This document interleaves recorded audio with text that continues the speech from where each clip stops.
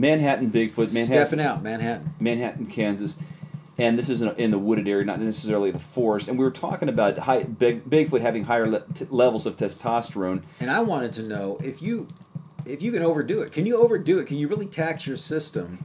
Because it sounds like it's fighting. You're talking about taking steroids. Well, yeah, that's what we were talking about. And it sounds like your system is fighting back and forth. You're putting in testosterone, and your system is trying to balance it by upping the estrogen. Naturally, your body's creating this. Yes. And then if you're backing off of the testosterone at some point... So when bodybuilders back off, or even when they're still on their high doses, they take drugs that are anti-estrogen drugs, like something called Novadex and other, and they're not even invented for bodybuilders. This is something that's prescribed for women that guys are taking. Like I say, I'm not an expert. There's people that could have fooled me. I'd love to interview. No, I mean, believe me, someone that knows about that stuff and has practical experience knows all the terminology and can go into a lot more detail. And then there's people that know the science behind it. It sounds really complicated. Thank you. You've heard of like stacking drugs, so I've never heard of stacking. You're kidding me. I've heard of double stacks. It's a cheeseburger of some sort. No, you never heard of like stacking drugs, like maybe I've heard the term. Okay, so they call it like vitamin C and vitamin D and like that kind of stacking. Bodybuilders would stack this type of testosterone with this type of steroid with this other type of steroid. They always warn against that stuff. It's illegal and it's bad for you, right? Well, presumably, it sure seems like it. There's people that have taken it their whole lives that still look good at 70. Like Robbie Robinson, I'm not sure if he looks like he might be still on this stuff. He's it's pretty obvious that it's so some point under the correct doctor's care, you can probably do this.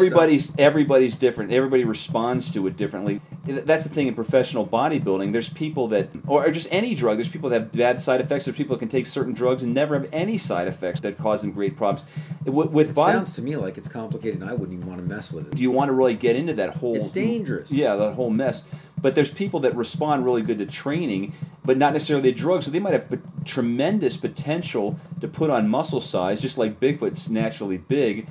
These people can put on a lot of size through training, but they don't respond well to steroids. They do. Everybody's going to respond, but they don't like blow up. Where there might be somebody else that doesn't have great potential. They don't respond to the training that well. But once they take really the steroid, steroids. So they call them good responders. So if you can get both, where somebody's actually has a potential to put on size naturally, but also respond to the steroids, and also has a good build instead of just like looking like a isn't freak. that what they say, a better life through science?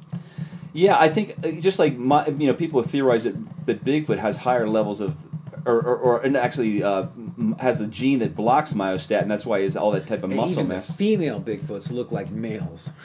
Yeah, the Patterson-Gimlin film that really look like a guy. Yeah, broad shoulder muscle, and you can see all the detail in the back. And same thing with this. A real ugly woman. Now, have we decided that this is a male or a female? Well, we can't really tell.